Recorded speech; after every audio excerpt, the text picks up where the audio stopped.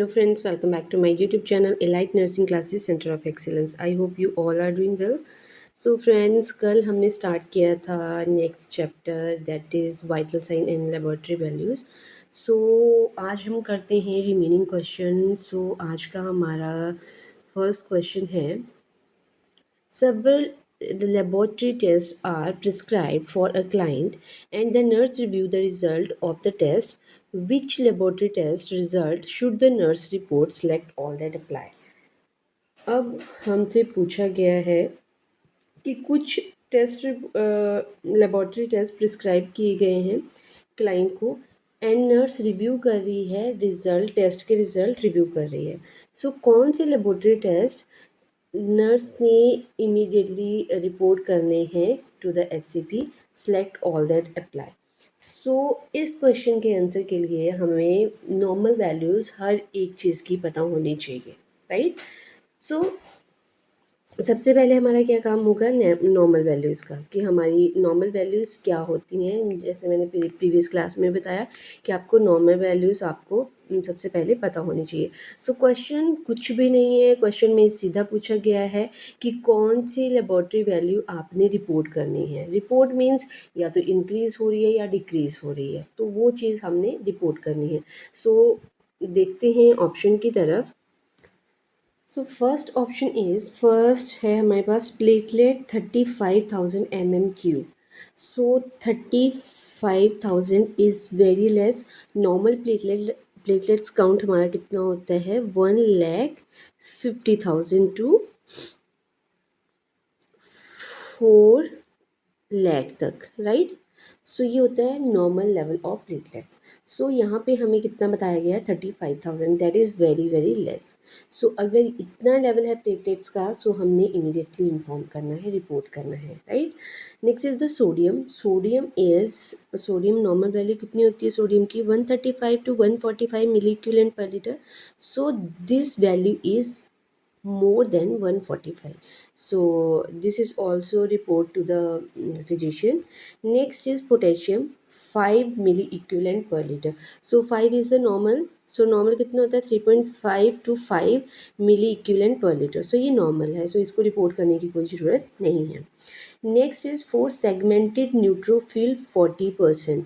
सो segmented neutrophil हमारे पास कितनी होनी चाहिए 60% न्यूट्रोफिल होता है. So that is also less than 60%. So ये भी हमने इन्फॉर्म करना है to the physician. So neutrophil WBC count कैसे हमने लर्न करना है, इसका मैंने आपको एक वीडियो में बताया है, तो इसके लिए आप वो वीडियो फॉलो कर सकते हो और वीडियो का लिंक मैं डिस्क्रिप्शन बॉक्स में शेयर कर दूँगी. So next is serum creatinine. So serum creatinine normal serum creatinine होता है 0.6 to 1.3. So this is normal in range. So ये भी हमने इन्फॉर्म नहीं करना है.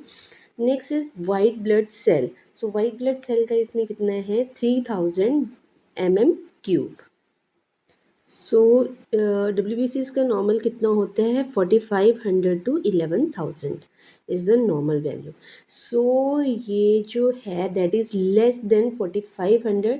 सो ये भी हमने इन्फॉर्म करना है to the physician. So our correct option is option number 1, option number 2, option number 4, option number 6. So इसमें हमें पूछी गई थी abnormal values, right?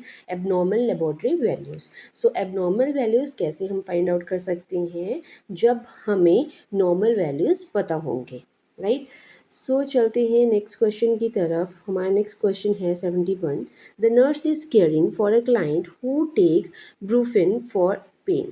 The nurse is gathering information on the client medication history and determine it is necessary to contact the primary healthcare provider if the client is also taking which medication. Select all that apply.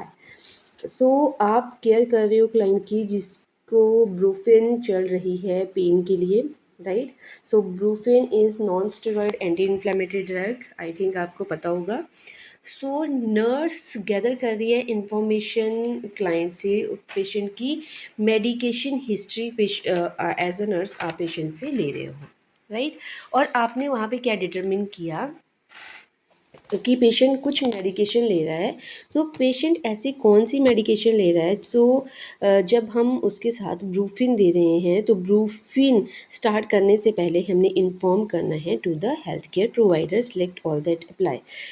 Means हमसे question में पूछा गया है कि Brufen के साथ हम कौन सी मेडिकेशन पेशेंट को नहीं दे सकते, राइट, कि पेशेंट को ऑलरेडी मेडिकेशन चल रही है, तो और हम मेडिकेशन जो हिस्ट्री ले रहे हैं पेशेंट की जब हम हिस्ट्री लेंगे तो पेशेंट ने हमें मेडिकेशन बता दी कि हम मेरे को ये मेडिकेशन मैं ले रहा हूँ, राइट।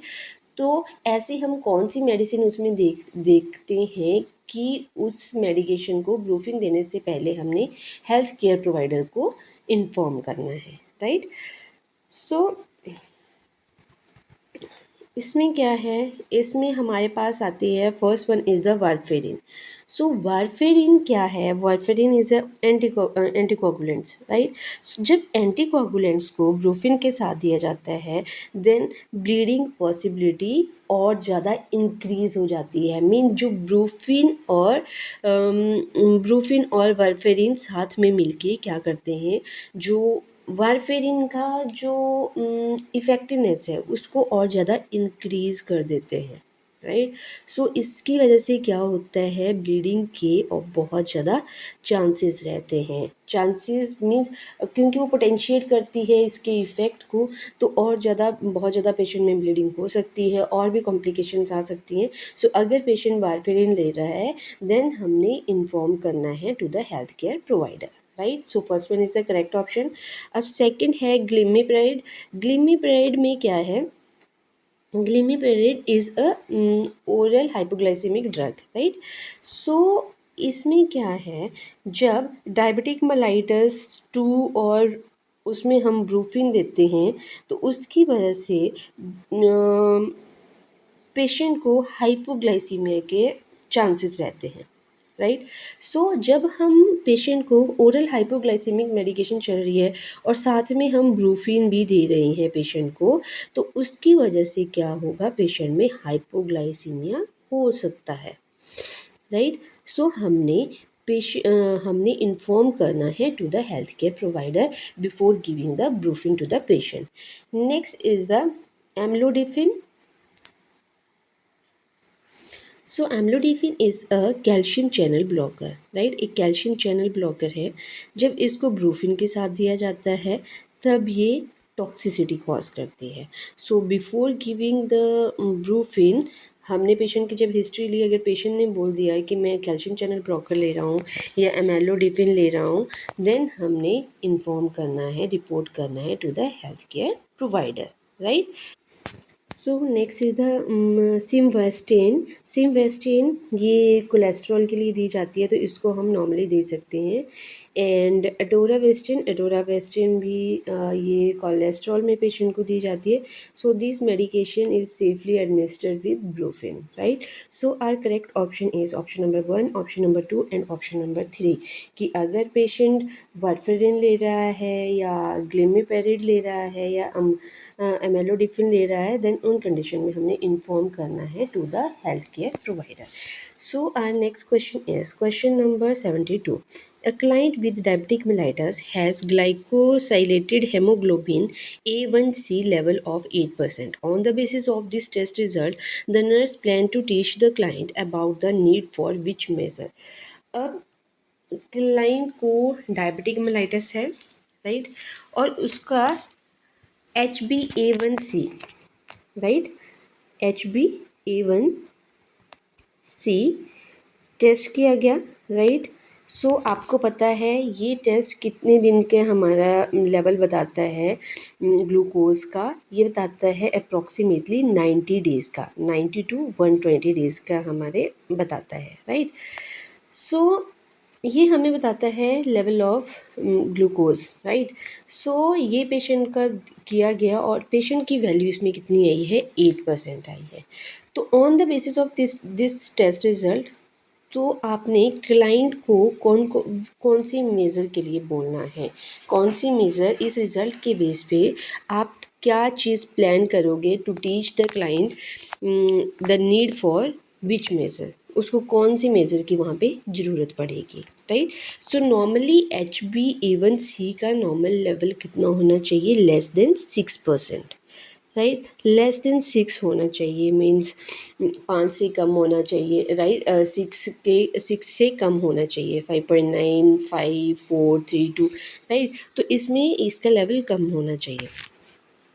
इसमें क्या है, हम देखते हैं क्या मेज़र बोलेंगे। अगर इसमें 8 बोला गया है देन पेशेंट हाइपरग्लाइसीमिया के चांसेस हैं, पेशेंट को हाइपरग्लाइसीमिया है।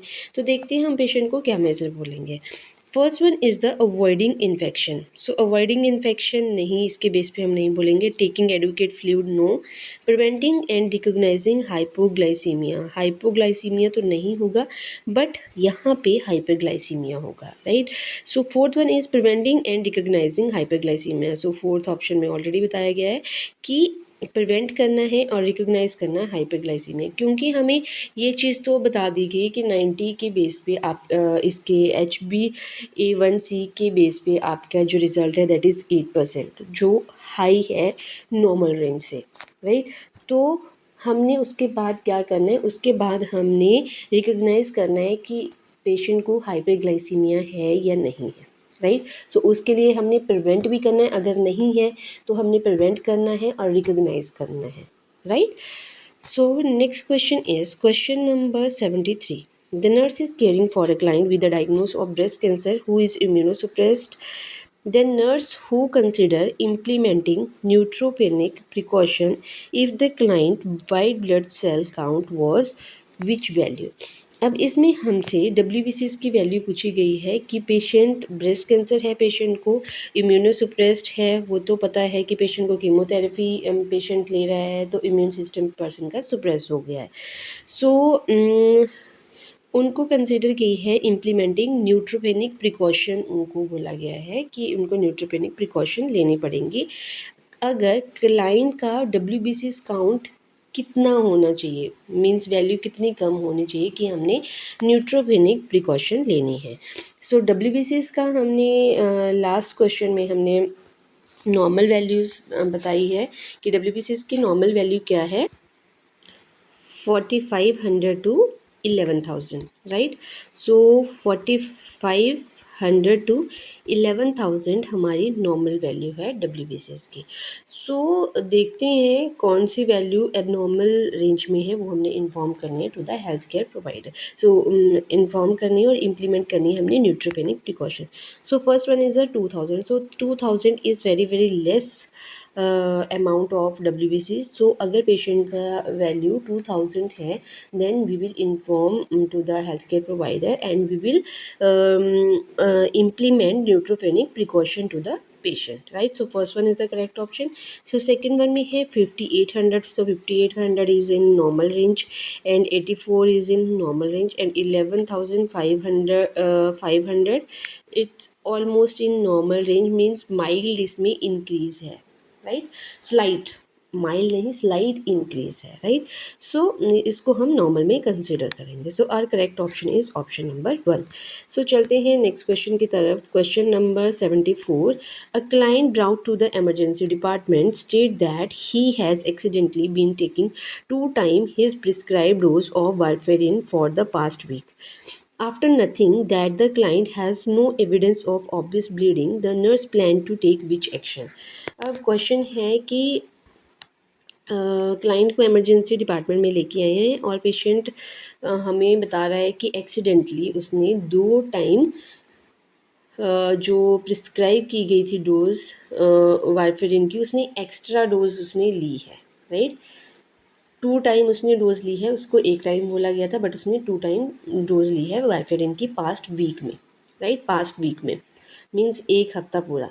आफ्टर नथिंग दैट, उसके बाद पेशेंट को कुछ भी नहीं हुआ, कोई भी एविडेंस नहीं है ब्लीडिंग का। उसके बाद आपका एक्शन क्या होगा, राइट। हमने लास्ट क्लास में मैंने आपको बताया था कि जब पेशेंट को वारफेरिन चल रही होती है उसकी इफेक्टिवनेस हम कैसे चेक करते हैं, प्रोथ्रोम्बिन टाइम से या इंटरनेशनल नॉर्मलाइज रेशियो से, राइट। सो ये दो टेस्ट हम पेशेंट के करेंगे। इसके बाद हमारा क्या काम होगा कि हमने ये टेस्ट पेशेंट का करना है, उसके बेस पे अगर वैल्यू नॉर्मल लेवल में आती है then no need to worry, right. अगर वैल्यू इंक्रीज आती है तो पेशेंट में ब्लीडिंग के चांसेस होंगे या अदर कोई उसको कॉम्प्लिकेशन हो सकती है, राइट। सो हमारा नेक्स्ट एक्शन क्या होगा उसके बाद कि हमने पेशेंट को ये टेस्ट करवाना है, राइट।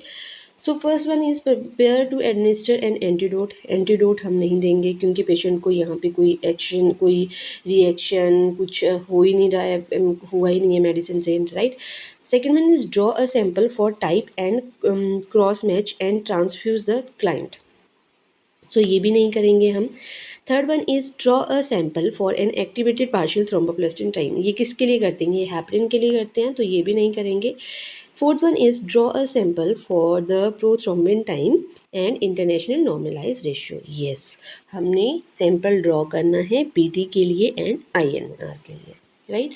सो नॉर्मल वैल्यू मैंने लास्ट क्लास में आपको बता दी थी, अगर आपने लास्ट क्लास नहीं आपने लगाई है then you can follow this class, right. So next question is question number 75। The nurse is caring for a post operative client who is receiving demand dose hydromorphone by a patient control analgesia pump for pain control. The nurse enter the client room and find the client drowsy and record the following vital sign. Temperature 97/2 degree Fahrenheit only, pulse 52 है, blood pressure 101/58 है, इन respiratory 11 breath पर minute है, oxygen 93% है, on 3 litre of oxygen by nasal cannula. So question क्या है कि आप care कर रहे हो पोस्ट ऑपरेटिव क्लाइंट की जो रिसीव कर रहा है डिमांड डोज ऑफ हाइड्रोमोरफोन पेशेंट ले रहा है, राइट।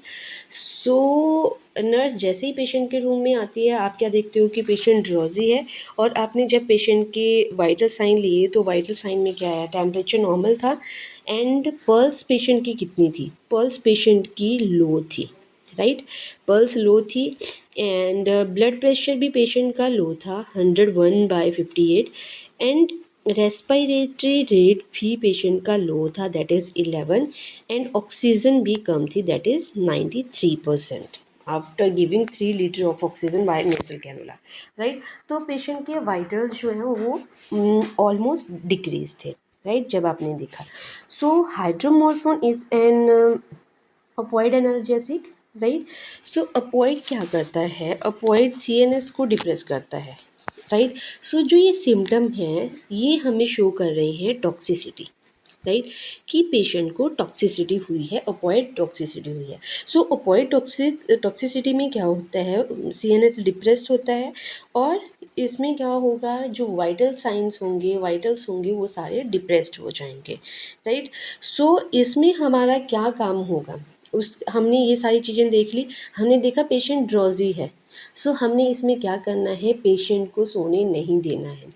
क्यों नहीं सोने देना है, बिकॉज जो अपॉइड है, अपॉइड टॉक्सिसिटी जब पेशेंट को होती है वो डिप्रेस करती है सेंट्रल नर्वस सिस्टम को, और जब पेशेंट अगर सो जाता है देन सेंट्रल नर्वस सिस्टम और ज़्यादा डिप्रेस्ड हो सकता है और पेशेंट को लाइफ थ्रेटनिंग कॉम्प्लिकेशन हो सकती है, राइट। तो चलते हैं ऑप्शन की तरफ। So first option is document the finding. नहीं, हमने सिंपल डॉक्यूमेंट तो फाइंडिंग तो नहीं करनी है बिकॉज सब कुछ एबनॉर्मल आए हैं, वाइटल साइन सारे एबनॉर्मल आए हैं, पेशेंट इज़ ड्रॉजी, सो हमने डॉक्यूमेंट सिंपल डॉक्यूमेंट तो नहीं करने हैं। Attempt to arouse the client, yes, सबसे पहले हमने क्या करना है, पेशेंट को अराउज करना है, उसको उठाना है, जैसे पेशेंट ड्रॉजी है उसको हमने उठाना है, उसको सोने नहीं देना है। Next is contact the primary health care provider immediately, ये भी हम करेंगे बट इमीडिएट हमारी नेक्स्ट एक्शन क्या होगा जब ये सब चीज़ें हम कर लेते हैं कि उसको सोने नहीं देना है। ऐसा नहीं है कि हम हेल्थ केयर प्रोवाइडर को हम बुला रहे हैं उसके बीच में पेशेंट सो गया, राइट। तो हमारा फर्स्ट प्रायोरिटी क्या होगी कि हमने पेशेंट को सोने नहीं देना है। Fourth one is check the medication administration history on the PCA pump. So ये भी हम देखेंगे बट ये हमारे बाद के काम होंगे। फर्स्ट हमारा काम क्या होगा, attempt to arouse the client. I hope you people are understanding कि अपॉइड टॉक्सिसिटी में क्या होगा, सेंट्रल नर्वस सिस्टम डिप्रेस्ड होगा, और अगर पेशेंट सो जाता है देन पेशेंट को लाइफ थ्रेटनिंग सिचुएशन मतलब अराइज हो सकती है, राइट। तो हमने क्या करना है, उस टाइम पे पेशेंट को सोने नहीं देना है, क्योंकि वो तो डिप्रेस कर रहा है और सो के और ज़्यादा डिप्रेस्ड हो जाएगा, राइट। फिर उसको हम उठा भी नहीं पाएंगे, right. So our correct option is option number 2. So next question is question number 76. An adult female client has a hemoglobin level 10.8 gram per dl. The nurse interprets that this result is most likely caused by which condition noted in the history. अब patient को क्या है, patient female patient है, 10.8 ग्राम पर DL उसका haemoglobin level है। So normal females में कितना होना चाहिए, 12 to 16 होना चाहिए ग्राम पर डीएल, और ये होगा फीमेल में। और मेल में कितना होना चाहिए, 14 to 18 ग्राम पर डीएल, इतना मेल में होना चाहिए। सो हमें ये बताया गया है कि इसकी वैल्यू क्या है, लो है। सो नर्स ने इंटरप्रेट किए रिज़ल्ट को, और पेशेंट की कौन सी ऐसी कंडीशन की हिस्ट्री है जिसकी वजह से पेशेंट में ये चीज़ कॉज हुई है, right. So first one is the dehydration, नहीं। Heart failure, no. Iron deficiency anaemia, so third one is the correct option. Chronic obstructive pulmonary disease, no. So our correct option is iron deficiency anaemia. So ये बहुत easy question था। So next question is question number 77. A client with a history of upper gastrointestinal bleeding has a platelet count of 3 lakh mmQ. The nurse should take which action after seeing? So क्या बोला गया है कि आप history ले रहे हो patient की, अपर जीआई ब्लीडिंग पेशेंट को हो रही है, और प्लेटलेट काउंट पेशेंट में कितना है, 3 लाख है। सो आपने उसमें कौन सा एक्शन लेना है जब आप ये रिज़ल्ट देखोगे, पेशेंट के लैब रिज़ल्ट जब आप ये देखोगे। सो नॉर्मल लेवल आपको पता है कितना होता है, मैंने प्रीवियस क्लास में बताया 1,50,000 to 4 लाख तक, राइट। सो हमें लेवल कितना बताया, 3 lakh. So that is normal in range. So हमने क्या करना है, क्या करना है इसमें, अकॉर्डिंग टू ऑप्शंस देख लेते हैं। रिपोर्ट एबनॉर्मल काउंट, एबनॉर्मल तो नहीं है। Report the abnormal high count, abnormal high भी नहीं है। Place the client on bleeding precaution, no. And place the normal report in the client medical record, yes. हम नॉर्मल मेडिकल रिकॉर्ड में ये लिख देंगे और सारी रिपोर्ट हम उसमें अटैच कर देंगे, राइट। सो फ्रेंड्स, आज की क्लास में हमारा ये चैप्टर भी कंप्लीट हो गया, vital sign and laboratory values. So I hope you people are understanding this basic concept as well. So मिलते हैं फ्रेंड्स नेक्स्ट क्लास में। सो नेक्स्ट क्लास में हम करेंगे नेक्स्ट चैप्टर। सो तब तक के लिए बाय बाय।